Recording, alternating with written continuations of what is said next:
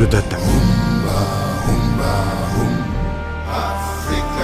Bonsoir, Angle d'attaque revient, c'est l'émission hebdomadaire qui accueille donc les grandes voix de la presse. Ça c'est déjà sanctuarisé. Et dans le tourbillon de l'actualité immédiate, on a besoin souvent d'un peu de recul et de la lumière des confrères pour se faire une religion sur bien des sujets. Dans cette première partie, nous abordons l'actualité de Nyon Lanke qui continue à s'indigner de la hausse du courant et de l'emprisonnement de certains de ses militants. Alors, Nyon Lanke qui a rencontré cette semaine l'ancien président Maître Abdoulaye Wade, comment analyser cette rencontre et ce retournement de l'histoire et que pense-t-on de la démarche globale du mouvement? Nous nous arrêterons aussi un peu sur la situation de la presse sénégalaise. Quelles sont aujourd'hui ses forces et ses points de faiblesse dans un contexte de concurrence inouïe de la part des nouveaux médias et d'Internet? On évoquera aussi dans cette émission le passage manqué du meilleur footballeur africain en 2019. Comment est-ce qu'on peut comprendre ce qui s'est passé? Et pour parler de tout ça, nous avons fait appel à deux confrères respectables et respectés. Il s'agit d'Abdoulaye Thiam qui nous vient du groupe Sud Communication. Bonsoir Abdoulaye. Bonsoir Hassan. Et merci d'avoir répondu à notre invitation. Plaisir pour moi. Et à vos côtés, il y a Ibrahim Ali Safei, c'est le patron de Presse Afrique. Merci d'avoir répondu à notre invitation. Tout le plaisir est pour moi, Hassan. Voilà, il y a un dogme dans cette émission, c'est avant que d'entrer dans le vif du sujet, de demander à nos invités de nous raconter un peu leur trajectoire. On va commencer par Abdoulaye. Abdoulaye, peut-être moi dans la presse, je n'ai pas grand-chose à dire. Je suis un pur produit du groupe Sud Communication. Ça fait 18 ans que je travaille là-bas. Donc après les études universitaires, j'ai intégré le groupe Sud en 2001.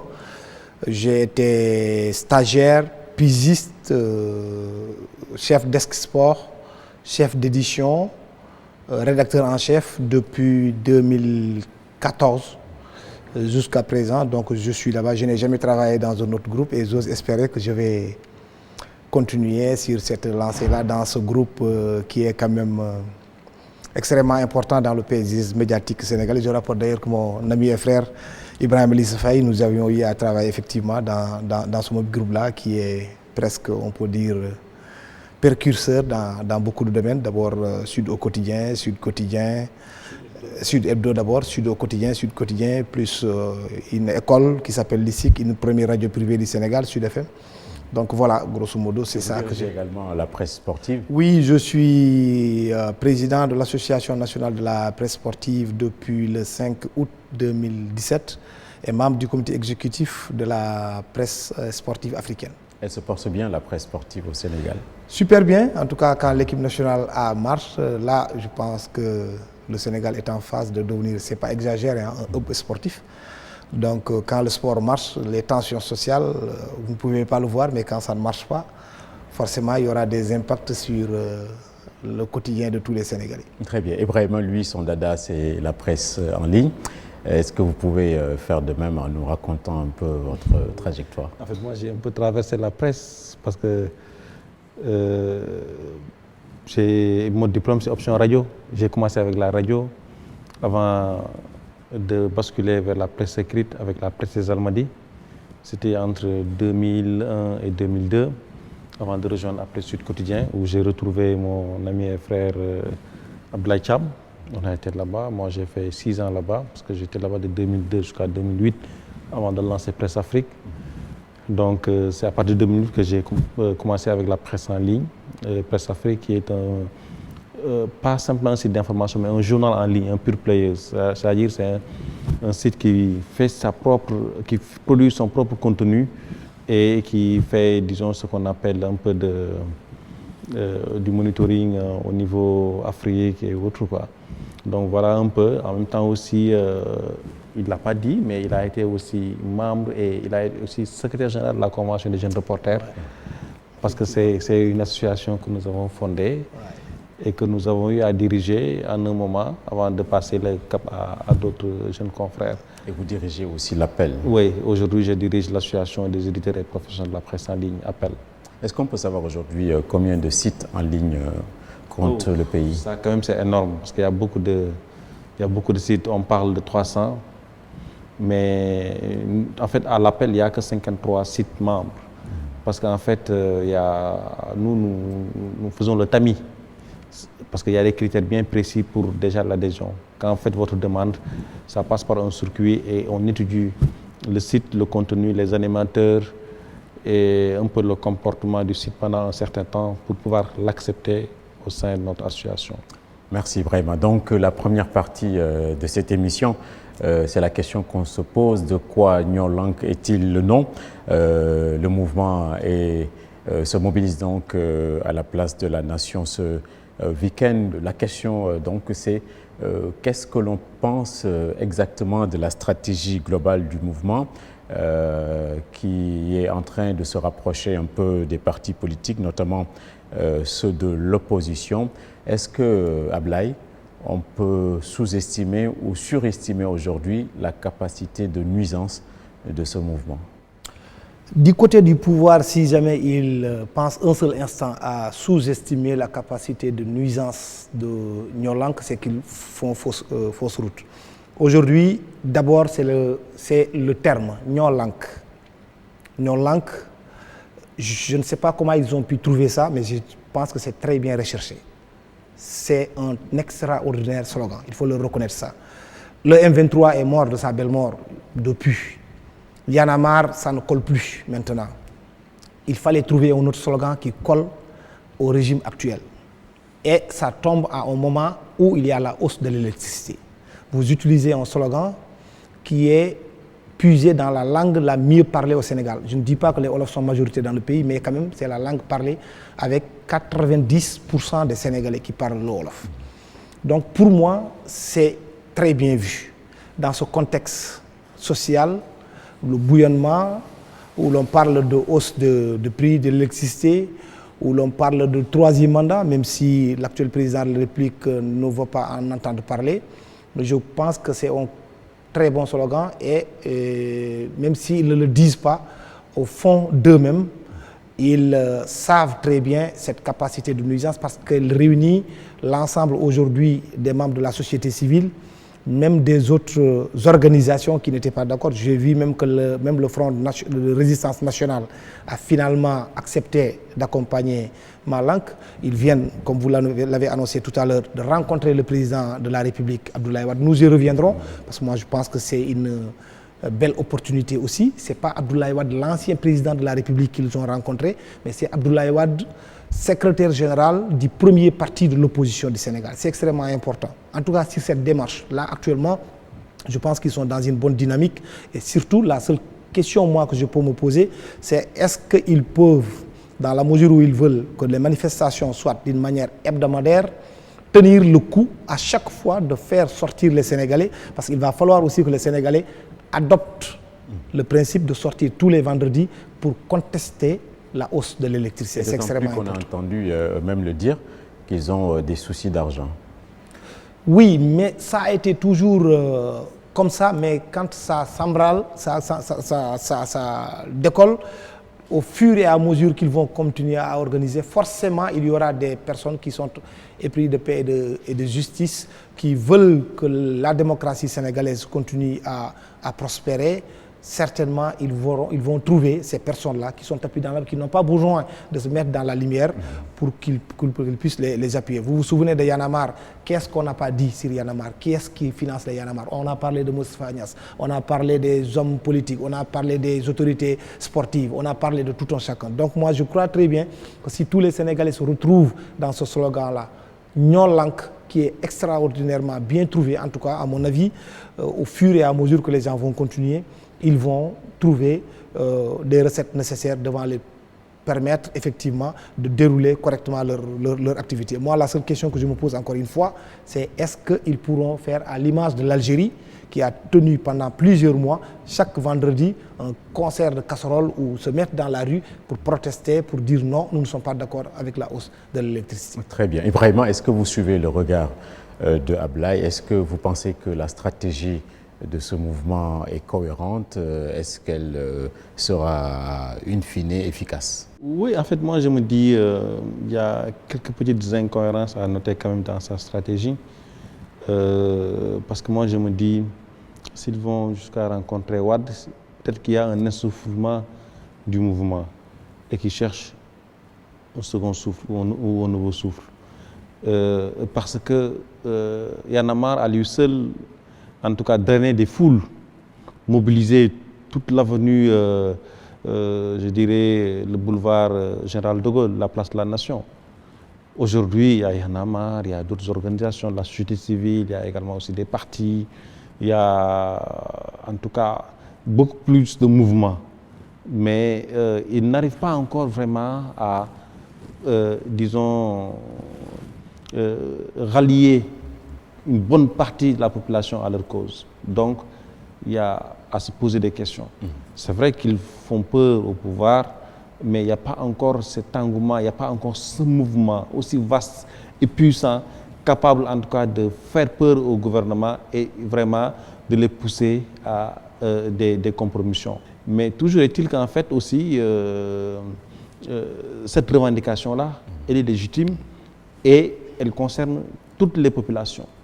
Aujourd'hui, il ne devrait pas aller quémander un ralliement ou en tout cas un soutien quelque part. Et normalement, si les Sénégalais, en tout cas, c'était un peuple comme l'Algérie, comme en tout cas d'autres pays où franchement, même une hausse du prix du pain peut pousser le gouvernement à se retrancher, oui, d'accord. Mais c'est un peuple très, comment dirais-je, très passif, très calme. Parfois même on se dit, bon mais pourquoi cette apathie? Qu'est-ce qui se passe? Pourquoi les gens, vraiment, tout ce qu'on leur fait subir, ils acceptent stoïquement et passent à autre chose? Qu'est-ce qui se passe? Moi je pense que les Sénégalais peuvent supporter un réajustement, c'est-à-dire une hausse du prix de l'électricité, mais ils ne peuvent pas supporter un délestage ou des délestages. Moi, je pense que l'explication, à mon niveau, c'est ça. La crise n'est pas encore mûre. Exactement. La crise n'est pas encore mûre. Et au-delà même des délestages, parce qu'il peut y avoir des délestages sans qu'ils ne sortent. En fait, c'est un processus de maturation qui n'est pas encore arrivé à son terme. Et donc là, on est en train de vivre le même contexte en 2006, en 2007, 2008, 2009 jusqu'en 2010.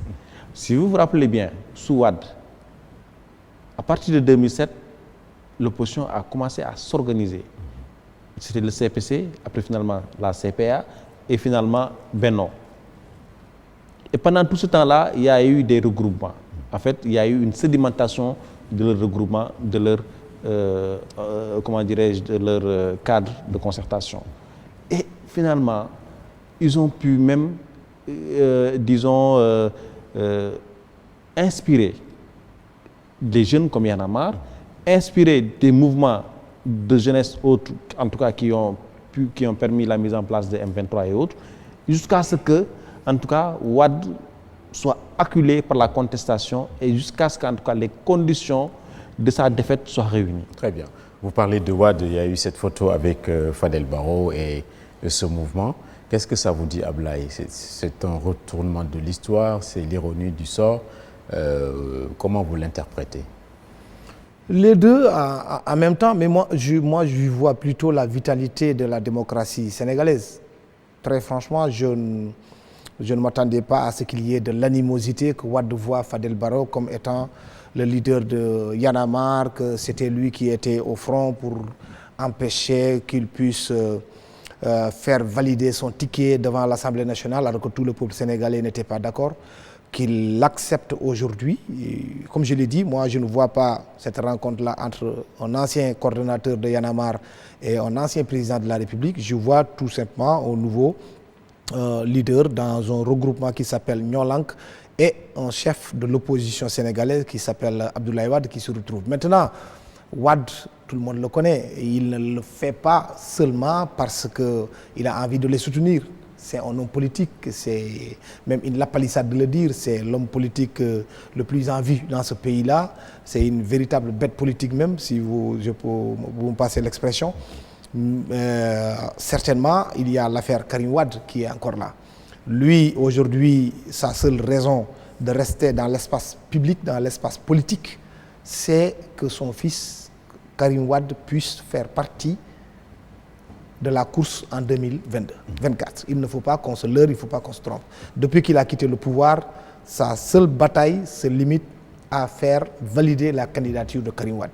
Ça, quand même, les choses sont claires, nettes et limpides. C'est pourquoi je vous dis, le slogan Nyolank, il faut bien le retenir, ça ne va pas se limiter seulement à la hausse de l'électricité. Cette sortie du président de la République qui laisse le doute encore dans la tête des Sénégalais, je vous dis, on ne pouvait pas trouver mieux avec ces mots-là. Nyolank. C'est extrêmement important. Je ne sais pas comment ils l'ont fait. En tout cas, moi, je suis subjugué par ça. Ils ont vraiment trouvé les mots qui s'y est pour contester quelque chose. Je ne suis pas d'accord, je refuse. Donc c'est non au troisième mandat. Ça va venir si jamais, en perspective, on devrait en arriver là. C'est quelque chose qui devrait vraiment faire tilt dans la tête des gens qui sont aujourd'hui au pouvoir pour vous dire que vous l'avez bien résumé la question aujourd'hui, les Sénégalais, parce qu'il n'y a pas de coupure d'électricité. Oui, on peut le comprendre. Mais cette hausse, ce n'est pas seulement dans les domiciles. Mais il faut voir encore les petites et moyennes entreprises. C'est extrêmement dangereux pour ces gens-là. C'est le tailleur, celui-là qui avait une menuiserie, celui-là qui avait un atelier de couture. Mais ces hausses risquent complètement de le tuer. Et pour qu'il s'en sorte, qu'est-ce qu'il va faire? Il va augmenter. Si vous aviez aujourd'hui, vous étiez un homme, vous êtes une femme, parce que les coutures, c'est généralement pour les femmes que ça touche le plus. Vous avez l'habitude de faire votre robe avec 50 000 francs. Mais forcément, pour que la personne s'en sorte, il va augmenter le prix. Donc c'est pourquoi je pense que cette bataille-là, Ibrahim l'a dit tout à l'heure, il va falloir que le peuple comprenne qu'il faut se l'approprier. La dangerosité qu'il y a dans le subconscient de la population sénégalaise, c'est qu'à chaque fois que quelqu'un montre un mouvement citoyen, les gens voient des soubassements politiques derrière. Ils le font pourquoi? Ils le font pour telle et telle raison. Moi, je n'ai jamais entendu les gens de Y'en a marre dire qu'ils veulent prendre le pouvoir. En tout cas, la vocation de la société civile, ce n'est pas de prendre le pouvoir. Ce n'est pas du tout de prendre le pouvoir. Ouais, ils ont même dit qu'ils n'ont pas voulu être ministre à l'époque. Mais oui, non, même si après il y a eu des dénigrements, ils ont demandé ceci, ils ont demandé ça. Tout ça là reste encore dans des spéculations des gens qui sont dans le régime. Je ne parle pas du régime actuel, même de le régime ancien. On a toujours essayé de chercher pourquoi, qu'est-ce qui motive ceci ou cela. Très bien. C'est ça. C'est de bonne guerre. Hein. En fait, ce ne sont pas les populations ni d'autres personnes qui leur affabulent cela. C'est-à-dire que ce sont les gars du régime qui créent, disons ça, dans l'esprit des gens, pour leur faire savoir que ces gens-là, c'est des politiciens encagoulés. Mais nous, par exemple, qui sommes dans la presse, qui sommes en tout cas carrément apolitique neutre, nous savons tous qu'en tout cas, moi, je n'ai jamais vu Y'en a marre, en tout cas Fadel Barro dans un parti politique. Je le connais, on était dans la même classe à l'ISIC. On a fait le terrain. Moi, en tout cas, je ne l'ai jamais entendu militer pour un parti politique. Les Aliou, les autres là, en tout cas, je n'ai jamais vu un membre de Y'en a marre politicien quelque part. Bon, peut-être que s'il y en a, c'est peut-être maintenant, mais je ne l'ai jamais vu. Fadel Barro, il est journaliste. Il est journaliste. Très bien. Et pour en finir avec ce sujet, la photo avec Wade, c'est de la réelle politique. Qui est-ce qui tire les ficelles selon vous? Non, en fait, moi je ne pense pas qu'il y a des ficelles qui sont tirées. C'est plutôt une stratégie aussi de dire aux gens qui croient en Wade, parce que Wade en lui seul, Abdoulaye l'a dit, c'est une bête politique. Et Wade, il y a beaucoup qui l'aiment, c'est-à-dire qu'ils ne sont pas du PDS, mais qui l'adorent, qui l'adulent. Et le fait qu'il s'affiche avec Wade, mais ça peut attirer ces affidés, ces gens-là qui sont pro-Wade, de se dire non, moi je vais aller à la rencontre. Et leur objectif, c'est que la place de la nation soit noire de monde. Et Wade, c'est un leader d'opinion. Et donc, ils ont besoin de s'afficher avec Wade aux dernières heures, en tout cas, ou à la veille carrément de leur rencontre. C'est exactement ça. Très bien. On va passer donc au deuxième sujet. est-ce que la presse sénégalaise est en danger de mort? Est-ce que la situation de la presse actuellement vous satisfait sans être excessif, donc danger de mort, c'est un bien gros mot, mais avec les difficultés financières, les mélanges de genres, les intrusions et la concurrence d'Internet, Abdoulaye, est-ce que la situation de la presse globalement aujourd'hui vous satisfait? Non, la situation globalement de la presse sénégalaise, elle ne me satisfait guère. Il y a un véritable désarroi d'ailleurs que l'on retrouve dans la presse d'une manière générale. Ce n'est pas seulement au Sénégal, même en Europe, où on a toujours vu des éditos, par exemple, l'accaparement des médias en France par des industriels. Ça fait peur parce que dès l'instant que Bolloré ou Arnold ou quelqu'un qui a une grande entreprise veut récupérer les médias, on connaît les conséquences. Ça, pour la plupart des cas, c'est en France. Seulement chez nous, on a depuis très longtemps, mais ce qui concerne la question que vous posez aujourd'hui, c'était la même chose avec le livre. On disait que oui, le livre va bientôt disparaître. Et il est encore toujours là. Le seul problème, c'est qu'on a fait le diagnostic. Il est clair qu'on ne peut plus continuer comme on fonctionnait auparavant. Ce n'est pas possible. Il y a des nouveaux médias qui viennent d'arriver. Mais la crise des médias au Sénégal, ce n'est pas l'accaparement des médias par des hommes, par des industriels, par des hommes d'affaires. Il y en a. Ou des hommes politiques. Il y a les hommes politiques quand même, ils sont dans l'ombre. Le premier aspect, c'est qu'aujourd'hui, il est extrêmement difficile, voire impossible, de voir un seul organe de presse et de savoir qui sont les actionnaires derrière. Vous n'avez juste qu'à faire une déclaration pour que vous commenciez à sortir. La presse ne nourrit pas son homme. Ça aussi, c'est extrêmement grave. Ce n'est pas une bonne chose. La convention collective qui date de 1992, aujourd'hui, 80% des organes de presse présents sur le marché ne la respectent pas. On ne la respecte même pas et on voit encore nous amener une nouvelle convention collective. Certains organes de presse vont l'accepter, mais les autres, comme encore je l'ai dit, jusqu'au XXIe siècle, ne respectent pas l'ancienne convention collective. Ce qui veut dire que mon ami Bamba Kassé encore a du pain sur la planche. Mais l'autre aspect, c'est que on parle de l'arrivée des sites. D'abord, il faut voir le taux de pénétration au Sénégal. Ça, c'est extrêmement important pour savoir est-ce que les jeunes Sénégalais, est-ce que les Sénégalais, ils utilisent des passes qu'ils achètent dans leur smartphone, c'est pour aller lire des sites. Est-ce qu'ils vont y aller pour regarder Presse Afrique? Est-ce qu'ils vont y aller pour regarder Dakaractu? Est-ce qu'ils vont y aller pour regarder Sénéweb? Ou bien est-ce qu'ils vont y aller pour Facebook, pour Twitter, pour WhatsApp, pour autre chose, pour les réseaux sociaux? Ça, c'est une question qu'on ne se pose, on ne pose certainement pas. Et la presse en ligne, à un certain moment donné, on a considéré qu'elle a été une menace, mais c'est qu'elle aussi, elle souffre de problèmes de crédibilité. C'est ça, fondamentalement, qui fait qu'elle est certes une menace, mais ce n'est pas une menace qui peut causer énormément de difficultés à la presse écrite. Même la presse écrite a un certain nombre de problèmes aussi de vente, de commercialisation, parce que je ne pense pas que ça soit normal de dire que la vitalité démocratique d'un pays dépend du nombre de tirages par jour. Combien de quotidiens qui se disent national ne franchissent pas Diamniadio? Combien de quotidiens sénégalais se disent national ne tirent même pas à 50 000 exemplaires? Ça, ce sont des questions. C'est pourquoi, moi, je pense que pour sauver la situation, il va falloir qu'on mutualise nos forces. Chaque groupe de presse ne peut pas se lever compte tenu de la situation économique actuelle et vouloir disposer de sa propre imprimerie. Voilà. Si tout le monde dispose de sa propre imprimerie, mais qui va imprimer pour qui? Comment est-ce qu'on va rentabiliser? D'où l'idée de faire des joint ventures, de faire des mutualisations, voilà, pour qu'on puisse retrouver de grands groupes de presse extrêmement puissants. Sinon, bon, chacun va essayer chaque fin du mois de regarder à gauche et à droite pour juste payer et puis bon. Ouais, et c'est même incroyable de se lever tous les matins pour découvrir dans les kiosques ou ce qui en fait office plus de 15 quotidiens. Oui, mais il y a plus de 15 quotidiens et qui sont aussi tués parce que la plupart des Sénégalais aujourd'hui, la lecture, ça pose problème. Il faut dire. D'abord, il y en a certains qui louent. Vous venez dans un quartier comme la Médina que je connais mieux. Vous achetez un seul journal, Sud Quotidien ou L'Observateur ou Estade. qui est spécialisé en sport, ou bien un record. Mais vous terminez de lire, vous donnez à votre cousine donne à son cousin donne à son voisin. Donc ils ont tous lu, 10 personnes ont lu le journal avec 100 francs. Donc là déjà c'est un vrai problème. Même les gens qui vendent leur journal à 100 francs savent que ce n'est pas possible, mais comme ils sont engouffrés dans cette brèche-là, ils ne peuvent plus retourner en arrière. Même ceux qui vendent un journal, il n'y a que dans la sous-région, il n'y a qu'au Sénégal qu'on vend un journal, un quotidien, à 12 pages, à 100 francs. Le coût de fabrication d'un journal, de la une jusqu'à la der, mais vous vous rendez compte quand même que ça fait plus de 300 francs. Très bien. Comment est-ce que vous pouvez le vendre à 100 francs et vous n'avez pas de publicité? Vous êtes concurrencé par les médias d'État par rapport à la publicité qui absorbe pratiquement tout.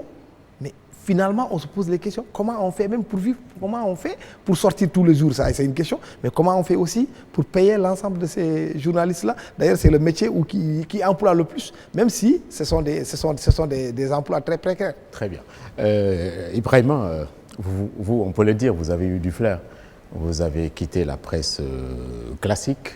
Vous êtes dans les médias en ligne.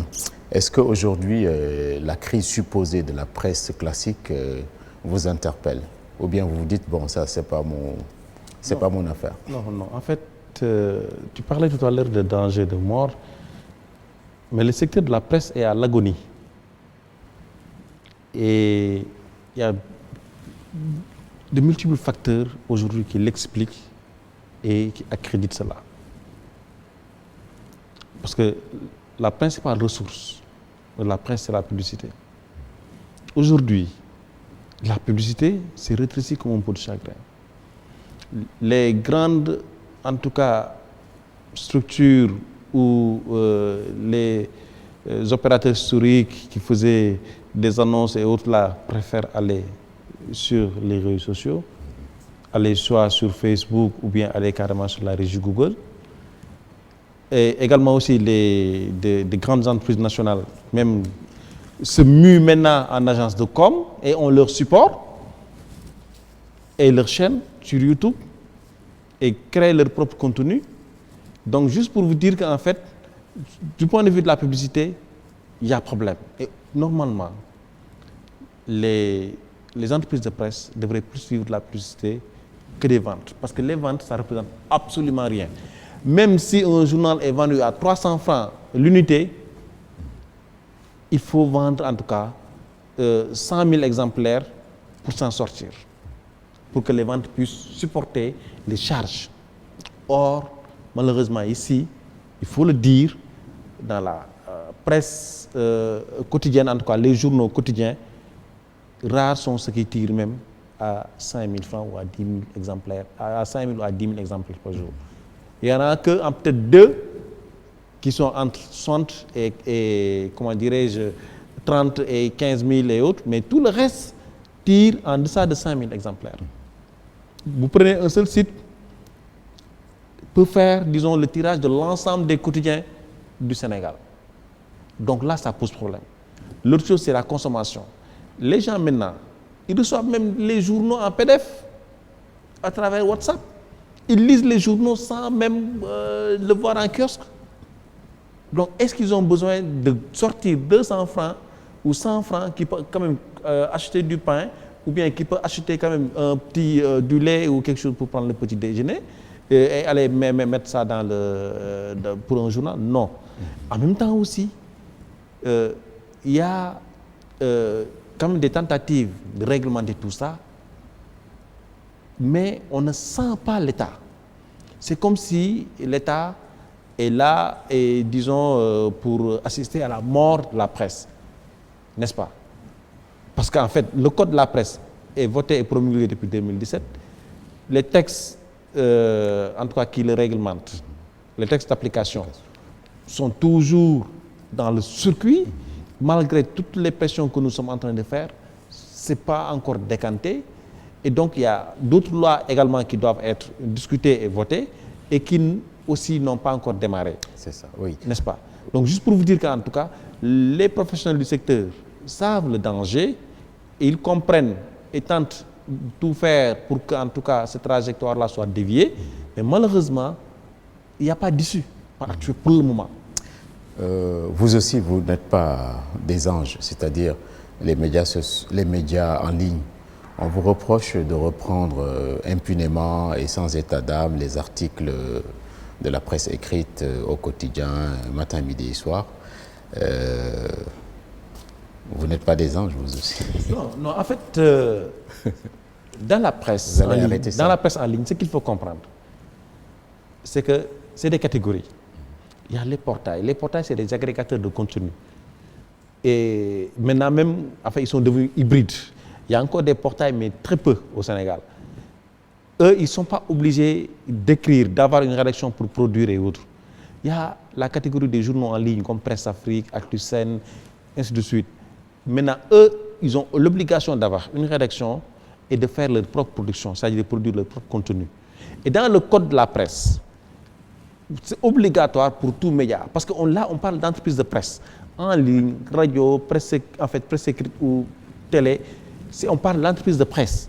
Et donc là, si vous ne produisez pas 60% de votre contenu, là, on ne peut plus vous considérer comme entreprise de presse. Là, c'est très clair dans le code. Donc, aujourd'hui,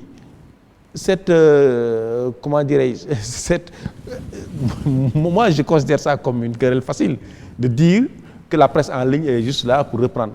Parce que aussi la presse en ligne est reprise par les quotidiens, les radios et même parfois les télévisions. Il y en a qui ont l'honnêteté de citer, mais par contre, il y en a quand même qui reprennent textuellement ce que la presse en ligne écrit, sans pour autant même citer ou sourcer. Sur ce point, je crois que sûrement vous n'allez pas tomber d'accord. Abdoulaye, vous, à Sud, je me rappelle, on a repris un de vos articles, je pense que c'était l'annonce de la reprise du match Sénégal-Afrique du Sud. Je ne sais pas si je... Ouais, ça, la presse en ligne vous a repris à satiété. Comment vous jugez cette situation? Bon, il a raison. Bon, il y a souvent, effectivement, comme il dit, il y a souvent la presse papier qui reprend des articles de la presse en ligne sans citer. Je pense que ce n'est pas normal. Moi, ça ne me dérange pas. Sud, on a été toujours victime de ça. Vous parlez de... Quand on a eu l'exclusivité que le match Sénégal-Afrique du Sud va être rejoué à Polokwane le 12 novembre, on ne pouvait pas attendre. Comme dans la mesure où nous disposions d'un portail, on a passé l'information au niveau du portail. Donc on a publié ça dans Sud Online. Mais la moindre des courtoisies, parce que moi ça ne me dérange pas, mais la seule chose que je demande, c'est que quand même, quand quelqu'un reprend cet article, qu'il source, ou bien qu'il aille directement, qu'il prenne le lien. Nous sommes au portail, vous reprenez et vous dites que c'est Sud, d'autant plus que nos confrères africains, c'est ce qu'ils ont fait. Malheureusement, ici au Sénégal, eux, ils pompent l'information, ils disent selon nos sources, alors que la source elle est déjà connue. Donc bon, ça c'est la sempiternelle question qui revient toujours entre... mais tout ça là aussi, bon, en Europe, vous ne le voyez jamais. Vous voyez Le Monde, il boucle le journal à 21h, 22h. Vous captez France 24, il vous donne la une. Ici au Sénégal, personne n'ose. Dès que 22h, que ça soit n'importe qui, vous bouclez votre journal, vous avez une exclusivité avec n'importe qui, vous passez à la télévision, vous dites que vous avez l'exclusivité, vous avez le chef de l'État, vous avez tel. Non, si vous faites ça, le lendemain, tout le monde va reprendre ce que vous aviez. Et ça, c'est à nous de comprendre quand même qu'il y a ce qu'on appelle la propriété intellectuelle. Il faut quand même être honnête dans ce que vous dites. Moi, si je reprends quelque chose venant de e-média, de e-télé ou bien de e-radio, mais je vais mettre dans le papier, c'est e-radio qui a donné l'information, ça ne me dérange pas. Je peux être sûr et certain que mes lecteurs n'eût été moi, peut-être qu'ils n'avaient pas écouté e-radio.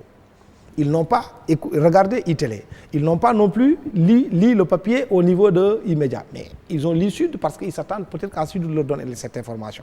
Et vice-versa, si je reprends quelque chose de Presse Afrique, la moindre, je peux développer parce que j'ai beaucoup plus d'espace. Ils donnent une information, une annonce comme ça. Moi, je reprends, je développe. C'est tout à fait normal. Dans tous les pays du monde, c'est comme ça que ça fonctionne. Malheureusement, bon, ici, on est dans une concurrence complètement déloyale. Il n'y a pas de texte, il n'y a absolument rien du tout. Chacun fait ce qu'il veut. C'est un peu dramatique. Ouais. C'est d'abord l'honnêteté intellectuelle. Parce que moi, je ne peux pas comprendre qu'un journaliste reprenne son confrère et que, franchement, il ne le cite pas. Il ne source pas. Presse Afrique. Non. Et ça, quand même, c'est une règle d'or chez nous. Et il n'y a pas plus tard qu'avant-hier, un confrère de l'APS m'a appelé pour nous remercier par rapport à ça. Et ça, quand même, quel que soit... Mais parfois même, nous reprenons un papier de Seneweb, on met Seneweb. C'est de la propriété, c'est d'abord de la en fait de l'honnêteté intellectuelle d'abord. Et nous allons en venir avec les textes parce que nous, au sein de Appel, on a tellement vécu ça, on en a tellement souffert. On a proposé un observatoire de la qualité pour la presse en ligne. Dans cet observatoire-là, dans les critères de notation, il y a ces reprises, il y a le respect des normes journalistiques, il y a également aussi la qualité d'écriture. C'est-à-dire, nous voulons que dans la presse en ligne, que les lettres de noblesse du journalisme soient réécrites. Et c'est pour ça que nous avons proposé cela. Et aujourd'hui, c'est dans le code de la presse et nous allons y revenir de façon... Voilà, très bien, Ibrahima. Donc, il nous reste moins de 5 minutes. On va aborder la dernière partie de cette partie d'émission, la première. La consécration de Sadio Mané, qui est une excellente nouvelle pour tous les Sénégalais. Mais son arrivée à Dakar était annoncée en grande pompe et à longueur de médias.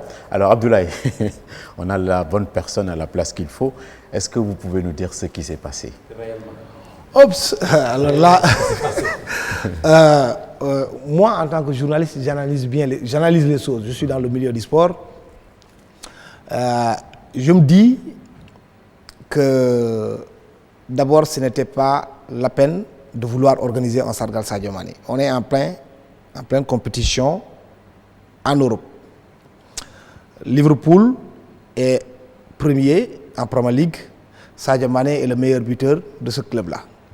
Et je n'ai jamais vu dans l'histoire du Ballon d'Or quelqu'un qui est sacré et après qu'on organise une fête pour lui.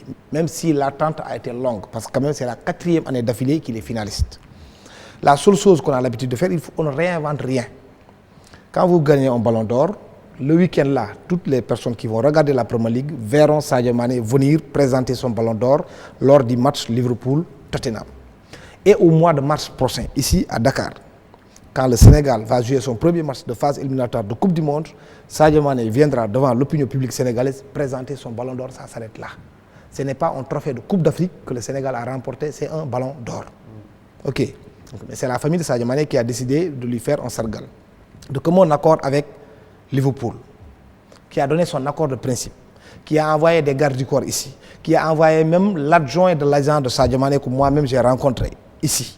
On a fait tout ce qu'il fallait faire. Ils ont invité des autorités et tout. Mais je dis qu'il y a quand même quelque chose au fond que Liverpool n'a jamais dit. Ce que Liverpool n'a jamais dit, c'est que Liverpool n'a jamais eu l'intention, et ça m'étonnerait d'ailleurs que Liverpool ait cette intention-là, de laisser Sadio Mané donc quitter Liverpool, venir dans une ville, une station balnéaire à côté de Caire, avec son jet privé qui paye commande. Ce n'est pas l'avion Pointe-Sarène qui quitte Dakar qui va aller chercher Sadio Mané pour l'amener avec l'argent du contribuable sénégalais. Non, c'est Liverpool qui dit « Je vous donne un jet privé, je vous mets un kiné, je vous mets un ostéopathe, je vous mets un masseur parce que je veux que vous restez intact le temps que vous prenez votre Ballon d'Or et vous revenez parce que nous avons un match important, Tottenham à jouer ça. » Je ne pense pas que Liverpool se permet après de dire à Sadio, tu quittes le Caire, tu viens à Dakar, l'accueil populaire parce que tout le monde sait la façon dont nous aimons la fête. Ce n'est pas l'aéroport Léopold Sédar Senghor, c'est plutôt Blaise Diagne, de Blaise Diagne jusqu'à Dakar, qu'il vienne, qu'il soit reçu avec la foule qu'on peut imaginer et tous les embouteillages, il peut faire 5 heures de temps. Tout le monde se souvient de la qualification de l'équipe nationale du Sénégal en 2002. Entre l'aéroport Léopold Sédar Senghor et le palais, on a fait 5 heures de temps. Ça pouvait encore être pire. Ça ne peut pas ne pas avoir d'impact sur le joueur. Eux, ce sont des professionnels, ils réfléchissent comme ça. Ils vont donc jouer le jeu et organiser l'incapacité de Sadio Mané de rejoindre Dakar. Ils reprennent leurs joueurs, ils repartent avec lui. D'autant plus qu'en 2018, ici même à Dakar, ils ont donné un jet privé à Salah et Sadio Mané, ils sont venus jusque-là. Ils ont pris leur Ballon d'Or, ils sont repartis directement sur Liverpool. C'est comme ça que ça se fait. Donc l'histoire du l'histoire de l'autorisation pour l'aéroport de Tunis et les ischio-jambiers qu'on a lu dans la presse, tout ça c'est du pipeau. Non, parce que vous savez, ça c'est facile à régler. Si par exemple c'était l'État du Sénégal qui organisait ça, je n'ai pas vu sur les 54 États, le seul État présentement avec qui a des problèmes avec Dakar. il suffisait tout simplement que le ministre des Sports écrive une lettre à son homologue des affaires étrangères, qu'on écrive que cette personne-là demande l'autorisation à Tunis, les choses allaient être faites. Mais c'est au niveau de l'organisation. Ça, ce n'est pas l'État. Et la blessure? La blessure, ils ont tout ça, on peut toujours douter de tout ça. Moi, je peux douter, mais ce dont je suis sûr et certain, quand on analyse les faits et qu'on regarde comment ça fonctionne dans tous les pays du monde, moi je me souviens même à Polo Kowane, lors de ce fameux match dont vous parlez tout à l'heure, quand nous avons fini de jouer, Liverpool a envoyé un jet privé à Sadio Mané pour le prendre de Polo Kowane et le ramener directement à... Et là, Sadio avait refusé. Ouais. Il a dit que ce serait beaucoup plus correct, dans la mesure où l'État du Sénégal avait déjà un avion affrété et qui est venu avec les joueurs, laissez-moi repartir avec les joueurs jusqu'à Dakar. Et une fois à Dakar, on repart directement pour... Voilà, très bien. Parce que là, c'est l'avion quand même de Liverpool. Ce n'est pas l'avion du Sénégal. Et puis Macky Sall ne va pas quand même envoyer un avion pour qu'il aille prendre Sadio Mané. Voilà, très bien. Le temps est fini. On va demander... On va demander simplement à Ibrahima de nous dire un peu son ressenti par rapport à la communication globale autour de Sadio Mané. Est-ce que vous avez une impression là-dessus, rapidement? Bon, sincèrement, Sadio Mané doit aujourd'hui bâtir une bonne structure en communication. C'est-à-dire avoir un bon staff qui va travailler sur son image parce qu'en fait, c'est une star. Et il est appelé à grandir et à gagner d'autres trophées et à compétir sur d'autres pelouses beaucoup plus glorieuses. Donc aujourd'hui, Sadio Mané doit mettre en place un staff capable de porter sa communication et de lui donner les conseils adéquats par rapport à sa carrière. Et ce qui s'est passé ici, mais ça n'a pas plu, en tout cas les Sénégalais, il y a eu des errements quelque part, il y a eu des incompréhensions. Ce qu'il a expliqué, moi, en tant que, disons, analphabète en sport et tout, il m'a éclairé, j'ai compris. Et c'est des analyses qui sont plausibles, qui peuvent tenir. Mais franchement, pour le commun des Sénégalais, les gens vont se dire, mais Sadio, c'est le ministère, c'est sa famille, c'est qui? Qui a fauté? C'est ça d'abord. Parce que quand même, il y a un bout qui s'était mobilisé et qui voulait aller à ce Sargal-là. Voilà, merci beaucoup Ibrahima d'avoir répondu à notre invitation. Le temps passe vite. Hein. Ouais, merci Ablaye, c'est très gentil d'être là. Voilà, dans un instant, on va aborder la deuxième partie de cette émission en recevant Demba Varor du quotidien Le Stade. La question qu'on va se poser, c'est Sadio Mané, est-il l'arbre qui cache la forêt? À tout de suite. Nous abordons la deuxième partie d'Angle d'attaque, l'émission qui reçoit, on vous l'a dit au départ, les grandes voix de la presse. Nous avons l'honneur à recevoir en dernière partie Demba Varor, notre confrère du quotidien sportif Le Stade. Est-ce que vous pouvez nous parler un peu de vous, Demba, avant de commencer? Bonjour Hassan, moi c'est Demba Varor, je suis actuellement le coordonnateur du journal Stade, spécialisé en sport. J'ai commencé la presse écrite en 2010. Je commençais par Stade. J'ai fait 2 ans à Stade avant d'aller à Tout le Sport qu'on a commencé avec Ndiassé Sam. On a fait Tout le Sport pendant 1 an avant la fermeture de Tout le Sport et je suis revenu à Stade. Avant de revenir à Stade, j'ai dirigé un journal en ligne Sport Sénégal pendant 1 an et demi. Et je suis revenu à Stade en 2015. Depuis 2015, je suis à Stade comme reporter et depuis 2 ans comme coordonnateur. C'est un journal qui marche bien apparemment. Vous parlez de toutes les disciplines sans exclusive. Oui, c'est le, je pense, 2e tirage au niveau du Sénégal.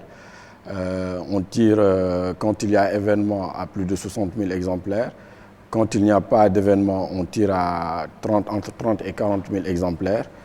Et on a au minimum 20 000 fidèles qui chaque jour se lèvent pour aller acheter un stade. Donc je pense que c'est un très bon tirage. Et ça fait plus de 10 ans que c'est dans le paysage sénégalais, de la presse sénégalaise. Ce qui était très difficile parce que beaucoup de journaux sont morts-nés ici, surtout sportifs. Très bien. Donc la grosse actualité, c'est la consécration de notre compatriote Sadio Mané. C'est une grande nouvelle donc pour le monde sportif. Qu'est-ce que cela vous fait comme ressenti?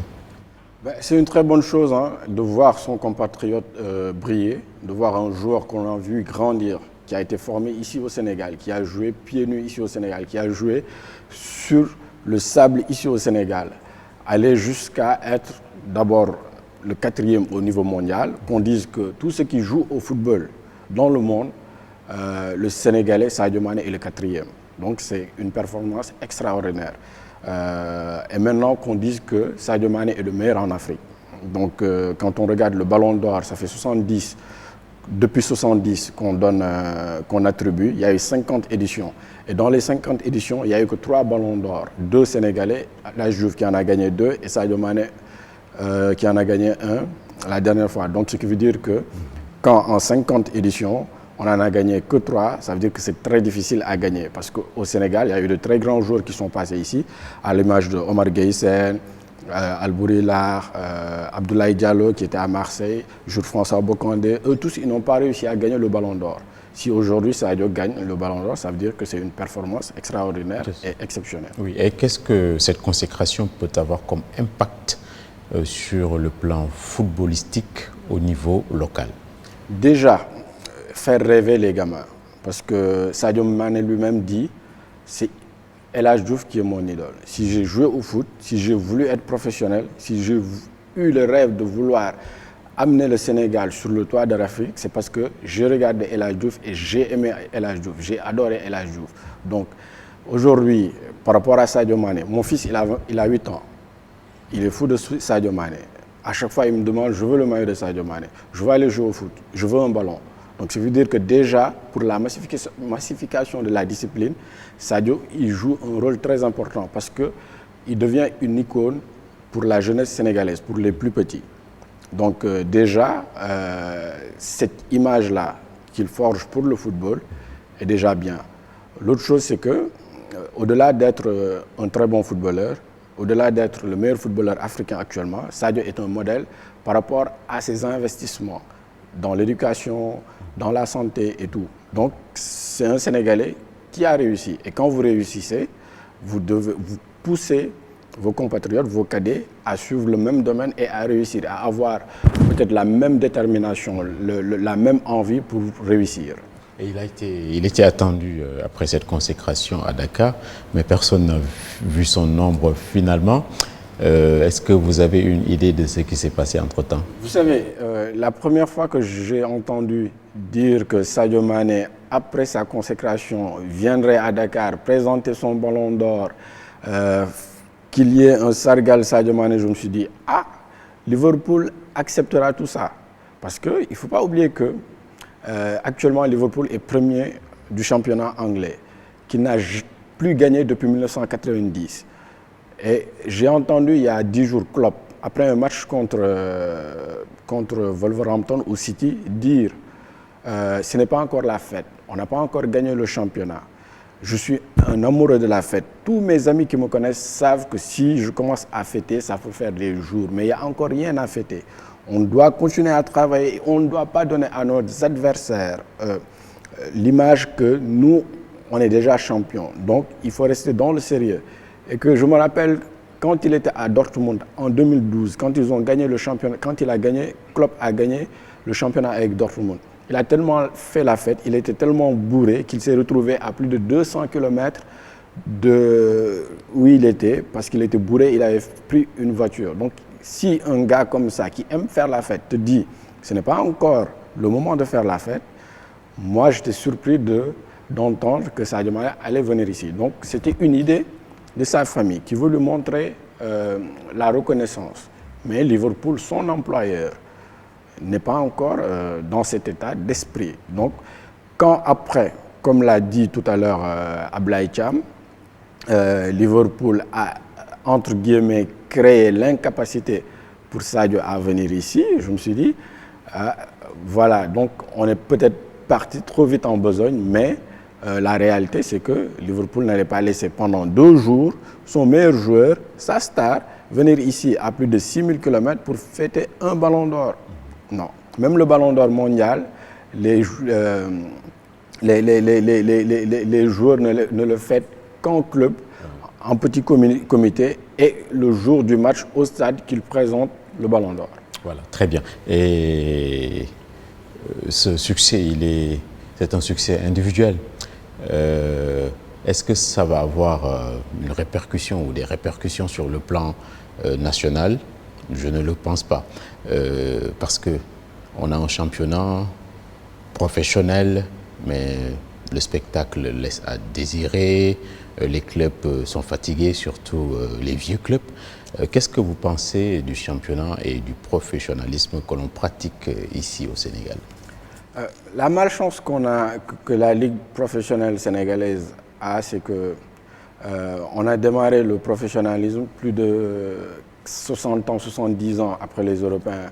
Après également que la télévision a amené dans nos salons les championnats européens qui sont tellement en avance sur nous. C'est ça la plus grande malchance de la Ligue. Donc la Ligue a démarré avec un retard abyssal, avec un très grand retard. Donc pour combler ce retard-là, c'est très difficile parce qu'aujourd'hui, le Sénégalais amoureux de foot, il regarde d'abord Liverpool, il regarde Manchester, il regarde Real, Barça, parce que c'est ça le spectacle. Quand tu es amoureux d'une discipline, tu regardes ce qui se fait de mieux. Donc tu as tendance à délaisser ce qui est près de toi, qui n'est pas très consommable. Même si aujourd'hui, tout le monde aurait aimé que le football sénégalais ait un championnat de haut niveau, c'est très difficile de résorber ce gap-là. C'est la malchance de la Ligue actuelle. Et pour résorber ce gap-là, il faudra travailler très dur. C'est ça. Oui, on a un championnat également où figurent des clubs dits traditionnels, Jaraaf, US Gorée, mais qui ont actuellement toutes les difficultés du monde. Est-ce que vous n'avez pas le sentiment que ces clubs risquent de finir comme la Jeanne d'Arc qu'on a connue ici, rapidement? C'est tout à fait possible. C'est tout à fait possible parce que ces clubs-là n'ont pas de base. C'est comme un père de famille qui naît, qui grandit et qui n'a pas de maison et qui n'a pas laissé d'héritage à ses enfants. Donc pour que ces enfants réussissent, c'est possible que ces enfants réussissent. Mais ces enfants peuvent rencontrer des difficultés. Plus que le père de famille qui a laissé une maison, qui a laissé peut-être de l'argent ici, un très bon héritage à ses enfants. Donc nos clubs-là, ceux qui les dirigeaient durant les années 70, 60, 80, n'ont pas laissé d'héritage. Et le modèle-là, le modèle associatif de bénévoles est désuet parce que le modèle-là ne prenait pas en compte le paiement de salaire de professionnels. Et qui dit professionnel, c'est que tu emploies des salariés. Quand tu as plus de 30 salariés et que tu dois les payer, ce ne sont pas des bénévoles qui peuvent les payer. Il faut une entreprise et cette entreprise-là, pour la créer, il faut dépasser le modèle associatif. Donc actuellement, on n'est pas sur le bon modèle pour faire fonctionner nos clubs. C'est ça, on aurait pu parler des centres de formation et des JOJ. Malheureusement, le temps est terminé. Mais une petite question sur Aliou Cissé, on n'en parle pas beaucoup. Il n'avait aucune chance devant ou à côté de l'entraîneur algérien. Oui. Honnêtement, pour moi, non. Pour la simple et bonne raison, c'est qu'en 2019, Belmadi a été meilleur. J'ai lu Maître Senghor dans notre journal Stade dire que ouais, on devrait comptabiliser ce qu'il a fait depuis 3 ans, 4 ans, ok. Mais si aujourd'hui, Cissé était à la place de Belmadi, on allait dire que Cissé était le meilleur entraîneur. Parce qu'en 2019, Belmadi a gagné la Coupe d'Afrique, a joué 2 fois contre Cissé, l'a battu 2 fois.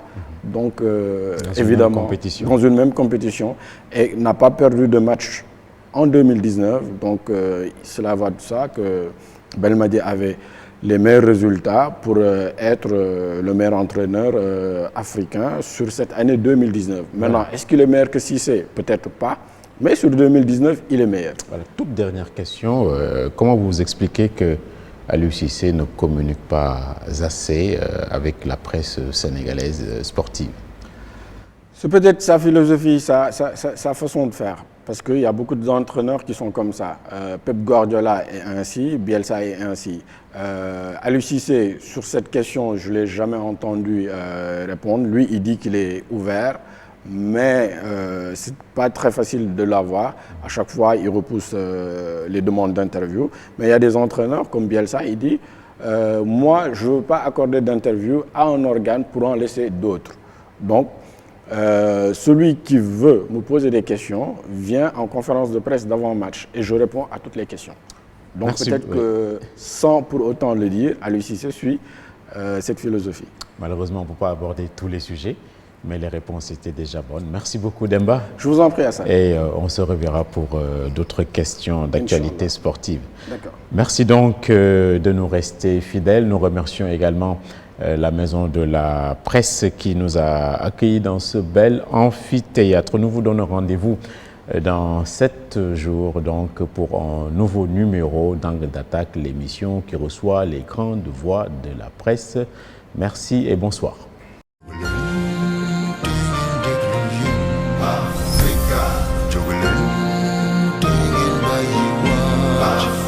Angle d'attaque.